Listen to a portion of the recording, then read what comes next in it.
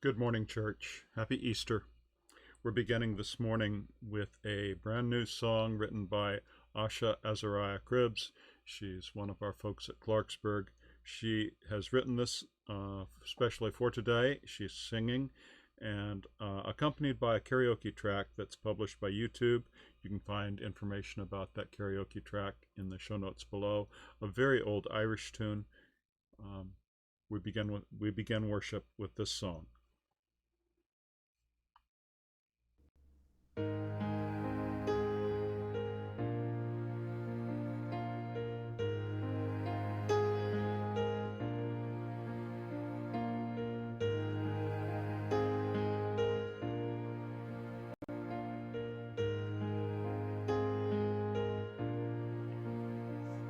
It was an Easter morning, all shadowed with dawn. A morning and dew light were jewels on the lawn, and a woman stood crying and grieving her loss, for her Savior was missing, who died on the cross. Was he not the Savior born into our world? Was he not our Maker, Redeemer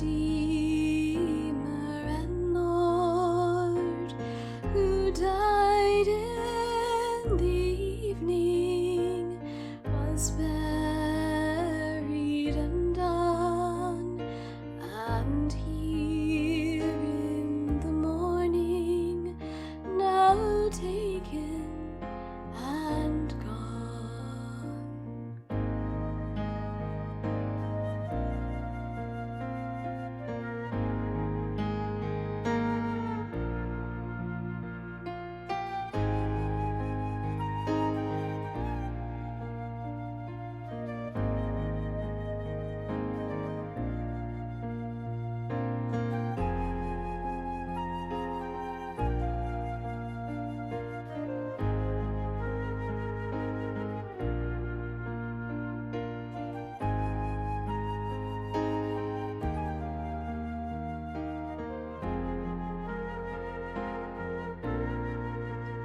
A woman stood weeping when someone behind, a voice low and tender, true, loving and kind.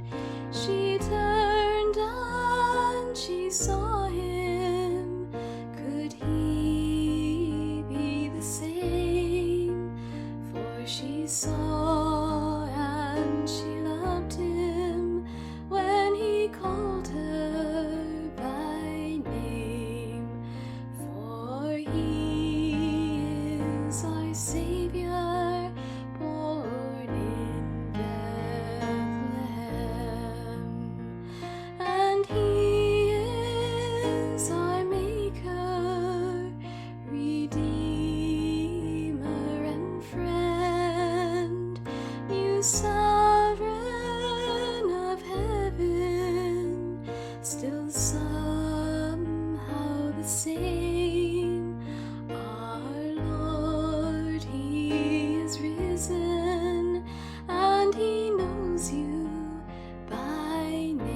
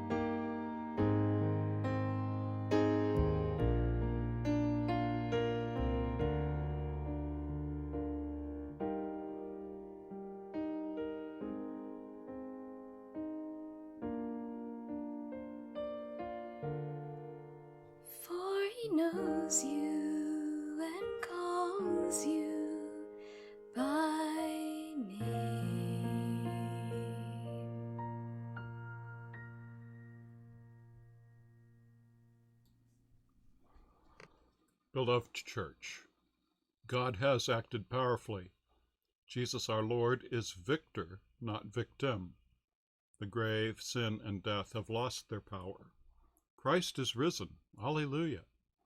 May our homes where we worship today be filled with sounds of joy. Christ is risen indeed. Alleluia. Thanks be to God.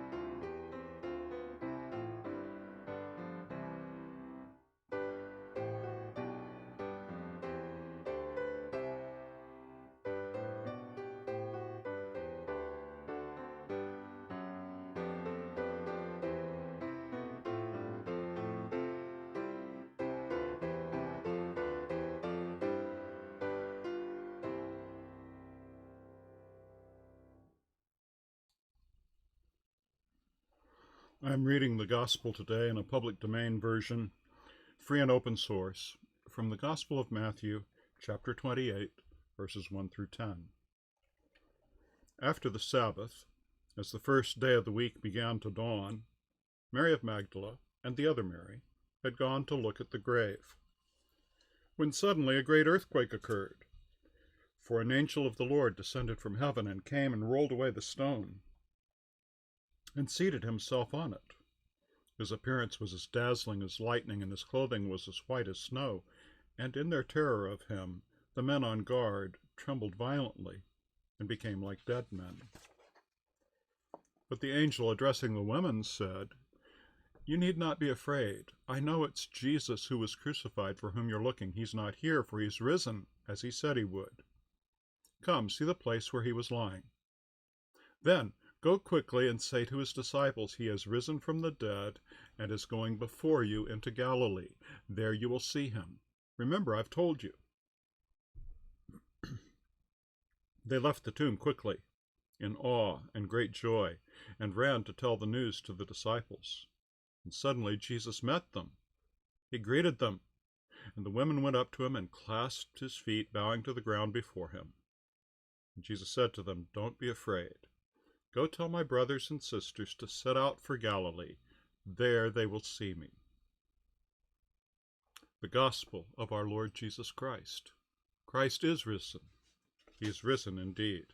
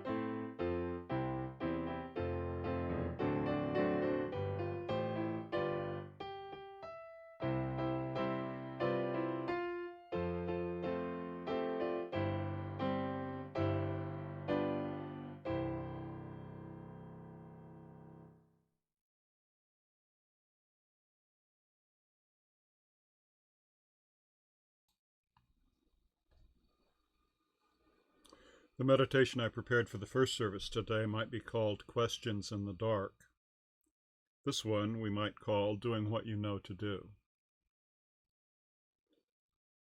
The Gospel says, after the Sabbath, as the first day of the week began to dawn, Mary of Magdala and the other Mary had gone to look at the grave. What do you do in the aftermath of a loss, especially of one so important as Jesus was to these? Sometimes all you know to do is to visit the grave. Other Gospels mention other things, but this is what Matthew gives us. This is what they knew to do. Earthquakes, angels, open graves are mentioned in the other authors too, but not quite in this way. The guards at the tomb were terror-struck. But the women found it comforting. Fear not, they heard. Come and see, they were invited. They did what they knew to do. They had come to see the tomb, and so they entered, and they saw. He is risen from the dead and is going before you into Galilee. There you will see him. Sometimes you just have to do what you know to do until something else becomes clear. And now they had something to do, something to say, so they went to do it. They went to take the message Jesus would be going ahead. Expect to meet him again in Galilee. This doesn't end, not today and not here. And in the doing of it, as they were going, in order to share the Easter proclamation, the news that the tomb was not the last word, the news that death could not hold him, the news that he lives and will walk and talk with them again, in the doing, that is when and where they see Jesus. He greets them, he strengthens them, he comforts them, he tells them not to fear. And he tells them it's time for all of them to get moving. Head for home, head for Galilee. You'll be seeing them all later. Sometimes you do what you know to do until something else becomes clear. In another gospel, John, we're told that Peter, having returned to Galilee, chose to do what he knew to do. He decided to go fishing, and his companions joined him. You do what you know to do. And there by the lake, Jesus met them. When we don't really know what next to do, sometimes all we can do is what we know to do, and it's as we're being obedient that the next steps are revealed. Presently, we know we're to stay home, avoiding unnecessary travel, maintaining a safe distance from others, washing carefully, not touching our face. We telework as we can. We do the housework that needs doing. We use means like this and our phones to stay in touch. We do what we know to do until something else becomes clear. And Jesus meets us in the midst of it.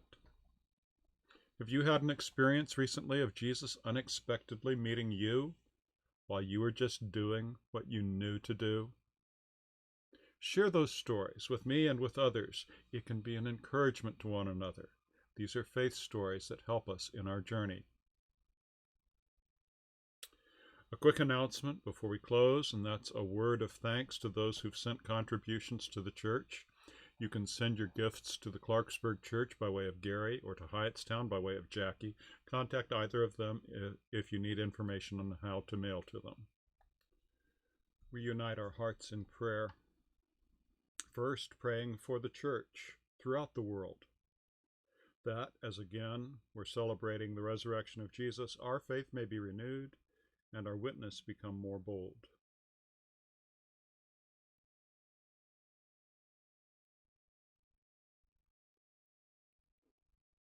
We pray for pastors and teachers and ministers, both within our church, across our conference, throughout our denomination, all around our nation, and throughout the world, that all may be wise in leadership and humble in service and fearless in the face of evil.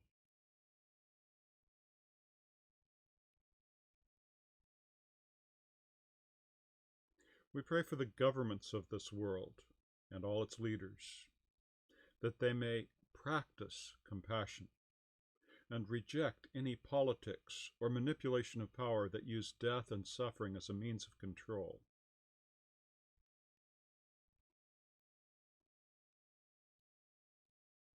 We pray for our home, this good earth that God created, that all of us may use and conserve its resources wisely and share in its abundance.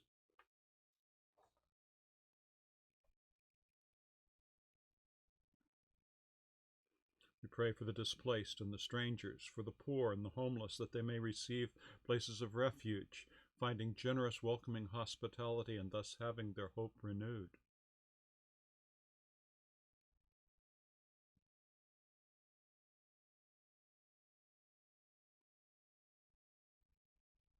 We pray for those who've fallen ill from this virus, and for those in other health crises, including those who have entered into hospice.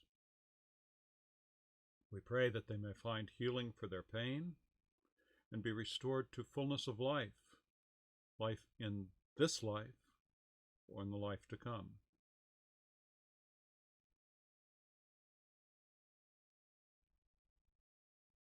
We pray for our neighbors, that together we may dwell in harmony.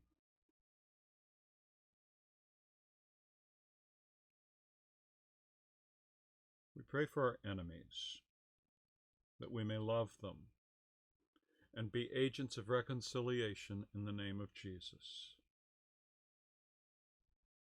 Almighty God, receive these prayers that we offer, and by the power of your Holy Spirit, strengthen us to do what we know to do, so that we may be useful for your kingdom. Amen. God has given us life.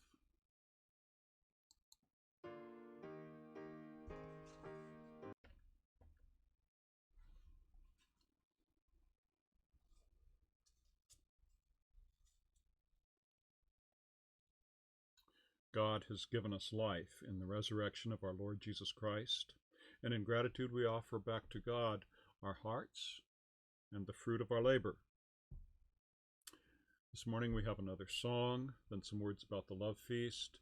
Then I invite you to enjoy the 3 postlude pieces as you share in table fellowship with those with whom you're gathered today.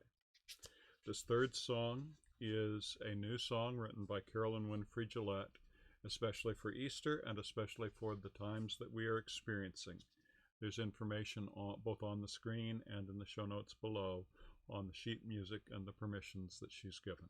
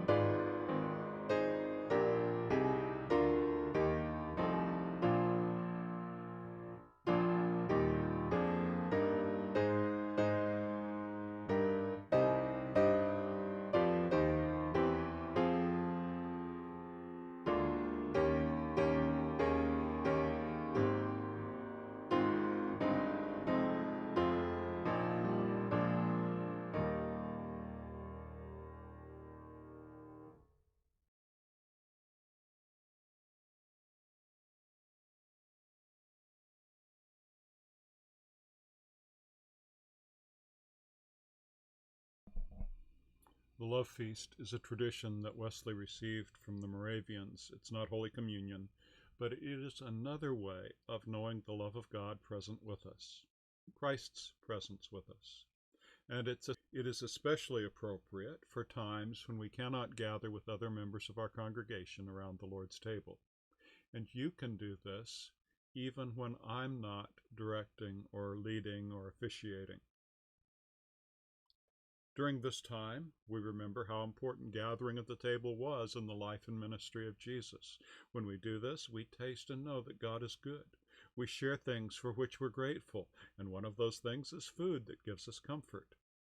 What is your favorite comfort food? What have you brought to the table today? What I have on the table in front of me today is some cornbread. I remember as a child walking home from school, sometimes stopping at my grandmother's house on the way, and sometimes she would have some cornbread left over, either from the previous Sunday or a recent evening meal, and that was a special treat on my way home. Cornbread. What's a comfort food for you? What have you brought to the table? In order to talk about what the kingdom of God looks like, the family of God, in his teaching, Jesus used parables of great banquets to which everyone were invited. He said, "Go into the highways and the back alleys and urge people to come in so that my house will be filled." In this time of isolating and keeping safe physical distances, we cannot do this as business as usual, but we can become creative. I've seen stories of sharing birthday party celebrations, keeping a fence and physical space on each side of the fence.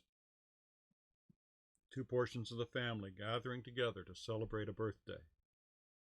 I've seen stories of cookies being baked for those who are working in healthcare. I've seen stories of people making masks for those who especially need them. We can do many things that are expressions of being family even now. Jesus knew that we needed connection and inclusion. And he makes a place for us, and he challenges us to find ever new ways to include more people with us, making sure they know they are welcome too. Every time we gather around a table and we call Jesus to mind, he's present with us by his Spirit. So also, our loved ones are with us. Let this be a comfort to us. In this morning's time at table, we can call to mind things for which we're deeply grateful. Speak aloud some of those things for which you are grateful this morning. And now I invite you to raise a plate of something on your table, a glass of whatever you're drinking, and let's bless it in this way, repeating after me there at home. Holy Comforter, we gather in your name, invited by Jesus, bound together with your Spirit, in union with each other. Feed our bodies and our spirits with your comforting presence, so that we may be your comfort to others. Bless this food and break open our hearts. Bless this drink and pour out your love. Amen. I hope you enjoy the postludes while you're eating. What I have here for you are some very familiar tunes, especially appropriate to this occasion today. First is the tune for Christ is Risen, Shout Hosanna. The second is the Ode to Joy, written by Beethoven. And the third is Come Ye Faithful, Raise the Strain. Enjoy.